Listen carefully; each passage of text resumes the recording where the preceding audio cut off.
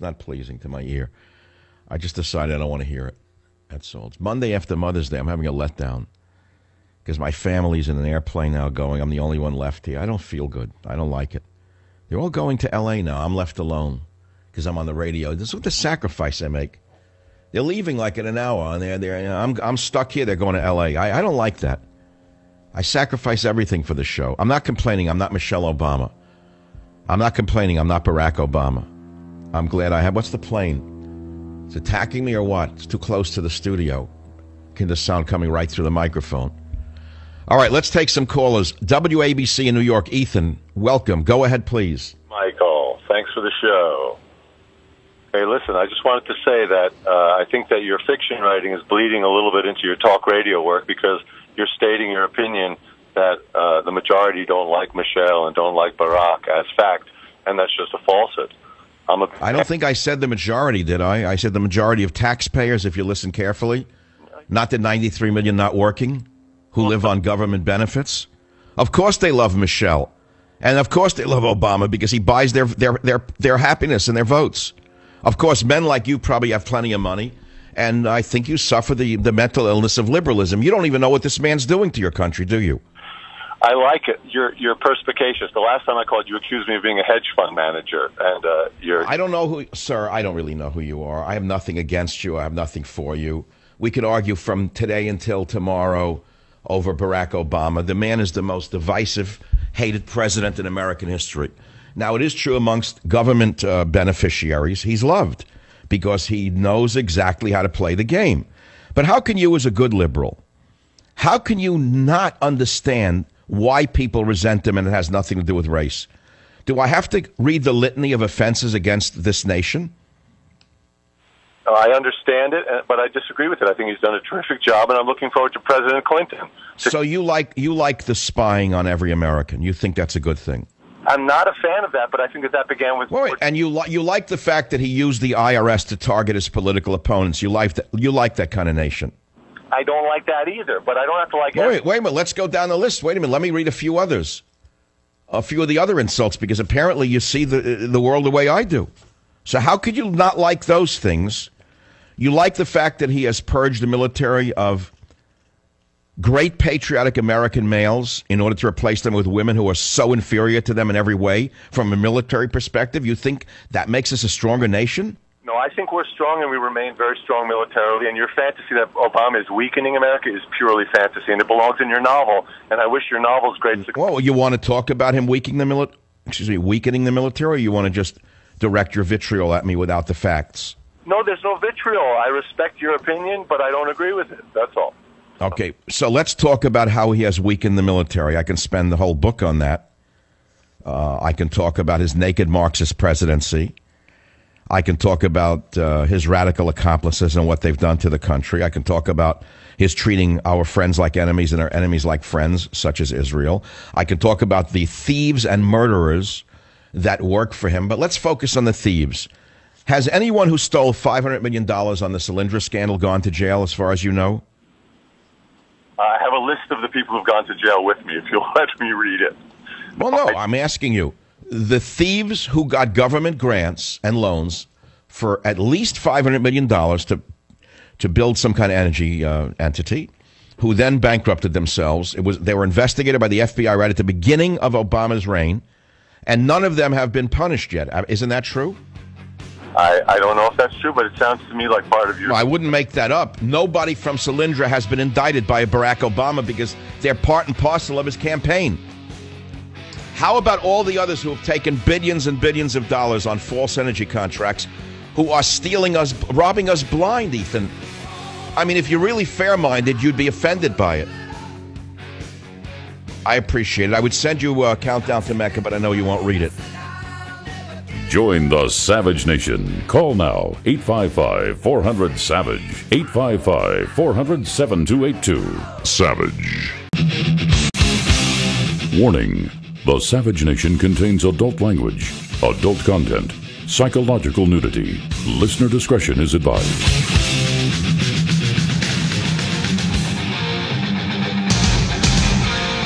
And now, America's most exciting radio talk show, The Savage Nation, home of unprotected talk, borders, language, culture. And here he is, Michael Savage. Blue Monday, how I hate Blue Monday. Got to work like a slave all day. Here come Tuesday, oh Tuesday. I'm so tired, got no time. Yowza, yowza, yowza. Step right up, ladies and gentlemen, to the only Tory radio show in the United States of America. I realize I'm a Tory. I don't know what a Tory means, where that comes from.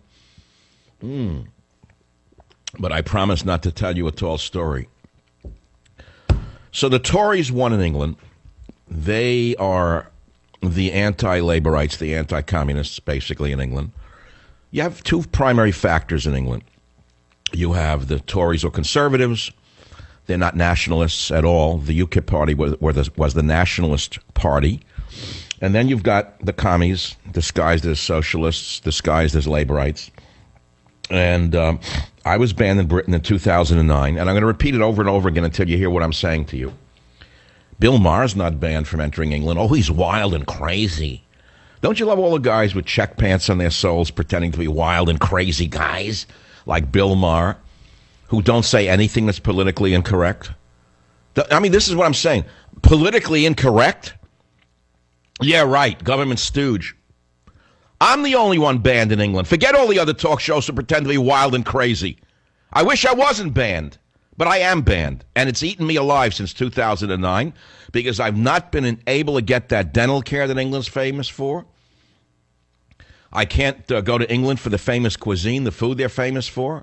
I can't get fish and chips anywhere here on a... But the point is, it's a very serious issue because I want to get off that list. And I want Cameron to listen to my appeal. So I want to talk about that for a bit, as well as Mother's Day, read from my new novel, Common Medicines That Cause Memory Loss, and every other news story I can think of that's of any interest to you. So let's begin with a caller on WABC in New York. Ed, welcome, and thank you for calling the Savage Nation. What's on your mind? Michael, thanks for taking my call. I've been dying to talk to you for years. Of the Big Five talk show hosts, I think that you're the most interesting. You're the kind of person you could talk about issues in a... Well, we all like to think we're the most interesting, but what's the main point today, Ed? I think you want to make a main point. I think you brought up 100 points that I was interested in, but the First Amendment is the one that struck me right off the bat, and later Jay Johnson. But the fact that you're banned in Britain, the fact that you have difficulty publishing your book because it involves the Muslim faith, and the fact that some of these countries we assume are free countries like Canada and Great Britain do not really have true First Amendment rights. Right. Now, this is an important point, which is why I took your call, Ed. Britain does not have a First Amendment. However, my being banned has nothing to do with the First Amendment, and that's the most important point of my appeal, incidentally, Ed, when I directed to the new Prime Minister Cameron. And I want to thank you for calling. I'm sending you a free copy of Countdown to Mecca, but here's what I must do right now for all my listeners. Back in 2009, when I was banned, I desperately tried to get my name off the list. I was terrified of the blacklist because I thought it would metastasize and I'd be banned from entering any other country, with the EU. I really did. Thank God that didn't happen.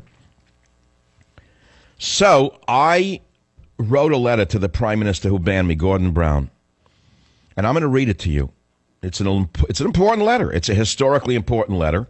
Those of us interested in the First Amendment and free speech should pay careful attention to what I wrote. It was very carefully crafted. There's no vitriol in it. Listen. The Prime Minister, 10 Downing Street, London, Southwest 1A, 2AA, June 8th, 2009. Dear Prime Minister, I'm a radio show host in the United States. It is with great hope that I write to you personally in relation to my treatment at the hands of the former Home Secretary of the Government of the United Kingdom, Miss Jackie Smith. As you may be aware, my name was recently included on a list of individuals excluded from the United Kingdom. I understand the policy under which the list was compiled is aimed at excluding individuals who stir up, justify, or glorify terrorism, encourage others to participate in terrorist acts, engage in serious criminal activity, or encourage others in such activity, or foster hatred which might lead to inter-community violence in the United Kingdom. The decision to exclude me was plainly arbitrary and based on sound bites taken out of context. Moreover, the circumstances of the decision were on any view, quite extraordinary. I had made no request or given any indication that I proposed to visit the United Kingdom. Nonetheless, in or around December of 2007, Ms. Smith decided that I should be excluded from the United Kingdom. No explanation has been offered as to why, of all the people in the world, I was selected for inclusion in the list of those so excluded. I was not consulted about or even informed of this decision at the time. The first I heard of this was when a press release was published on 5 May 2009. The press release stated that I, Michael Savage, provoked others to commit crimes, that I sought to provoke others to serious criminal acts, and that I fostered hatred which might lead to inter-community violence. These allegations are entirely untrue and extremely damaging. They are the subject of a defamation complaint against the Home Office and Ms. Smith. I am advised that these allegations are serious and that should I press my claim, I am likely to recover a very substantial award in damages. It is particularly disturbing that the press release containing these serious allegations has not been removed from the website of the Home Office, despite repeated requests for this to be done and the complete failure of the Home Office to substantiate the allegations. Again, this is Michael Savage, the only American media figure banned from entering Britain, and this is a letter I wrote to the Prime Minister, which I'm going to rewrite to the new Prime Minister. Let me continue. As you will understand, I was shocked to find my name listed with known murderers and terrorists. Shocked because in my 15-year radio career, it's now 21 years, I have never advocated violence, nor have my words ever led to violence. Shocked because I was put on a list with a Hamas murderer who killed 2 young Israeli parents and then assaulted and killed their 4-year-old daughter with a rifle butt. Shocked because my name was listed alongside Russian skinheads who glorified their murder of immigrants. It was particularly astonishing to me to see this happening in the land that I have so long admired, the land of the Magna Carta, the land of the mother of parliaments, and the land of the great Winston Churchill. I am not an extremist. I am one of the most successful radio presenters in the United States with over 10 million listeners. Prior to becoming a radio presenter 21 years ago, I was a nutritionist and botanist. I have 2 master's degrees in medical botany and medical anthropology and a PhD in epidemiology and nutritional ethnomedicine from the University of California. I am the published author of over 25 books on these and related subjects. As a scientist, I have helped to rescue rainforests in the South Pacific, and I've cataloged hundreds of disappearing medicinal plants around the world. In fact, Kew Gardens in England is home to one of my rare collections of such plants. I am a passionate believer in free speech, and it was a great honor to receive the prestigious Freedom of Speech Award by Talkers Magazine in 2007. It has been said by Ms. Smith that I advocated killing Muslims. She arrived at this conclusion by taking a statement I made completely out of context. I do not advocate killing Muslims or indeed anyone. I would never have been allowed to broadcast in the United States, nor would I have gained the popularity I have if I did, or if my views otherwise provoke criminal acts or inter-community violence. It seems to me that the most likely explanation for inclusion on the list was a desire that it be comprised of individuals of a mixture of ethnic origins, religions, and nationalities, and that I was identified and chosen solely to give the list a politically correct balance. That, of course, would be a wholly unfair and arbitrary way to proceed, particularly given that there were no proper grounds to exclude me. I have been heartened by the vast support that I have received from the British public.